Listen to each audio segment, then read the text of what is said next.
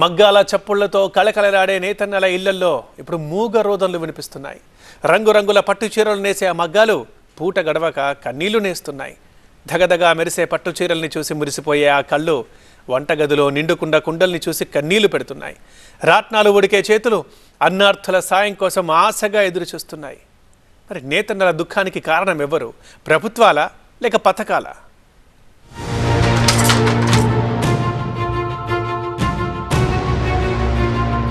సృజనాత్మకతకు మారుపేరు చేనేత. అతి సున్నితమైన ఈ వృత్తిలో రాణించాలంటే ఎంతో నైపుణ్యం కావాలి. వీరు నేసిన వస్త్రాలు అంతర్జాతీయ స్థాయిలో తళుకులేనుతుంటాయి. అగ్గిపెట్టెలో కూడా ఇమిడిపోయేంత చీరలు నేసిన ఖ్యాతిగాంచిన నేతన్నల బతుకులు ఇప్పుడు దుర్భరంగా మారాయి.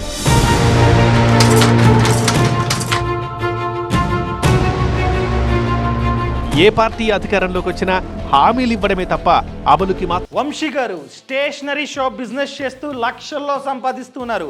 మీరు వారి నుండి ఈ బిజినెస్ గురించి నేర్చుకోవాలా? అయితే ఫ్రీడమ్ యాప్ని డౌన్లోడ్ చేసుకోండి. నోచుకోవడం లేదు. ఉమ్మడి ప్రకాశం జిల్లాలో ఒకప్పుడు 25,000 మగ్గాలుండేవి.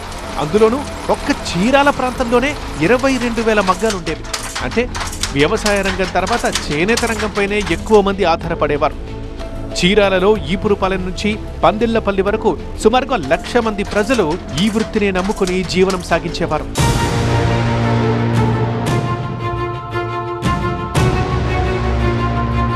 అయితే అప్పుడు గడప గడపలో వినిపించే మగ్గం చప్పుడు చెవులు రిక్కించినా వినిపించడం లేదు. ఇప్పుడు ప్రభుత్వాల నుంచి సరైన ఆదరణ లేకపోవడంతో ఇతర ప్రాంతాలకు వలస వెళ్లి కూలి పనులు చేసుకుంటున్నారు.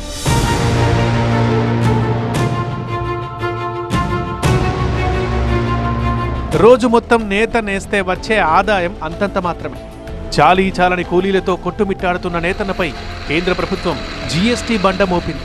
దీంతో చేనేత వృత్తిని నమ్ముకొని జీవనం సాగిస్తున్న వారి పరిస్థితి అయోమయంలో పడింది. మరి చీరాల మండలం అంటేనే ఈ చేనేతలకి ప్రసిద్ధి. మరి అలాంటి ప్రసిద్ధి చెందిన చీరాల గ్రామం కూడా ఈరోజు ఇప్పుడు ఉన్న పరిస్థితుల్లో చేనేత ఎంత గడ్డు పరిస్థితిలో ఉందో అందరికీ తెలుసు. మరి జిఎస్టీ అయితేనేమి, తర్వాత ఈ నేత బట్టకి విలువ లేకుండా, దానికి ధర లేకుండా పోవటం, జిఎస్టీ 3 సార్లు 4 సార్లుగా మా చేనేత మీద పడుతుంది.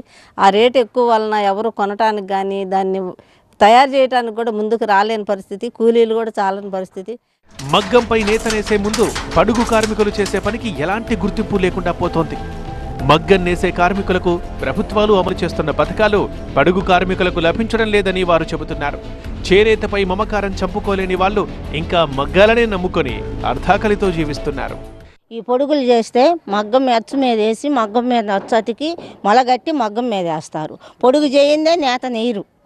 కాబట్టి నేత నేసే వాళ్ళకే 24,000 అని పెట్టారే కానీ పొడుగులు చేసే వాళ్ళకి ఈ రోజుకి ₹1 సహాయం అనేది లేదు. ఇంతవరకు గుర్తింపు కూడా లేదు. తుఫాను కూడా చేనేత రంగంపై తీవ్ర ప్రభావం చూపుతోంది. వాతావరణంలో ఉష్ణోగ్రతలు తగ్గిపోవడంతో మగ్గాలపై ఆ ప్రభావం పడింది. వాతావరణంలో తేమ శాతం ఎక్కువగా ఉండడంతో పట్టు దారం మెత్తపడింది. పడుగు నేసే సమయంలో వర్షం పడిందా ఇంకంతే సంగతులు. వాతావరణం బాగుంటే ఓ 2 గంటలు అయ్యిద్ది. అదే లేదనుకో 3 గంటలు పట్టవచ్చు, 3.5 గంటలు పట్టవచ్చు. ఇప్పుడు ఏంటంటే గింజ ఉంటుంది, అది దీని మీద వేసి బాగా వేస్తారు, చిక్కగా వేస్తారు. అది ఆరాలంటే గాలి కావాలి. ఇట్ట వాతావరణం చల్లగా ఉంటే ఇది 3 గంటలు అట్ట పైన పట్టిది. అదే 4 చినుకులు పడిందంటే ఇది చుట్టేయాల్సిందే. చుట్టితే కానీ అవ్వదు. లేదంటే ఈ పొడుగు చెడిపోయిద్ది. ఈ చెడిపోతే సావుకారు మనకు ఒక ₹2,000 ₹3,000 మన మీద ఖర్చు రాస్తాడు. అంపశయ్యపై కొట్టుమిట్టాడుతున్న చేనేత పరిశ్రమకు జీఎస్టీ అమలు గొడ్డలి పెట్టుగా మారింది. జీఎస్టీ 5% అయినా నూలు, రంగులు, రసాయనాలపై కూడా పన్నుల కారణంగా 20 నుంచి 30% ఉత్పత్తి వ్యయం పెరిగింది. దీనివల్ల బహిరంగ మార్కెట్లో చేనేత వస్త్రాలకు డిమాండ్ తగ్గింది. ఒకప్పుడు ₹1,000కే తయారయ్యే చీర జీఎస్టీ వల్ల ₹1,200 వరకు పెరగడంతో వీటిని కొనుగోలు చేయడానికి ఎవ్వరూ ముందుకు రావడం లేదు. వాళ్ళు మన దగ్గర తీసుకెళ్లి ఆ జీఎస్టీ 5% పడేటప్పటికి వాళ్ళు తీసుకెళ్లి అమ్ముకోవాలంటే కష్టంగా ఉంటుంది. అందువల్ల వాళ్ళు కూడా వ్యాపారాలు మానుకున్నారు. వాళ్ళు వ్యాపారాలు మానుకున్నందువల్ల మాకు వ్యాపారాలు తగ్గినాయి. అందువల్ల జీఎస్టీ వల్ల అందరికీ ప్రాబ్లమే. చేనేత రంగాన్ని ఆదుకునేందుకు బడ్జెట్లో భారీ కేటాయింపులు చేయాల్సి ఉన్నా ఇప్పుడు అధికారంలో ఉన్న ప్రభుత్వం పెద్దగా కేటాయింపులు చేయలేదని కార్మిక సంఘాల నేతలు చెబుతున్నారు. ఈరోజు బడ్జెట్లో ₹2,94,437 కోట్ల బడ్జెట్లో చేనేతలకి కేటాయించింది చూస్తే 0.066% మాత్రమే కేటాయించారు. మొత్తం టెక్స్టైల్ బడ్జెట్లో అంటే పరిశ్రమల శాఖ జౌళి శాఖకు సంబంధించిన మొత్తం బడ్జెట్లో అనేక పరిశ్రమలకు సంబంధించిన బడ్జెట్లో కూడా 4.42% ఉంది కేటాయింపు. అంటే 193 కోట్ల రూపాయలకు మాత్రమే బడ్జెట్ కేటాయింపు చేశారు. దానిలో జీతభత్యాలు, అద్దెలు, వాళ్ళ కార్లు తిరగడానికి అయ్యే ఖర్చులు ఇవన్నీ తీసేస్తే నేరుగా చేనేతలకు వచ్చే పథకంగా వాళ్ళు చూపిస్తున్నది 30 కోట్ల రూపాయల లోపల మాత్రమే. మరి ఈ రంగంలో 2 లక్షల పైసలకు మరి ఉపాధి పొందుతున్నటువంటి రంగానికి చూస్తే కేవలం నువ్వు కేటాయించే డబ్బు ఎంత? 0.066% కేటాయించేది.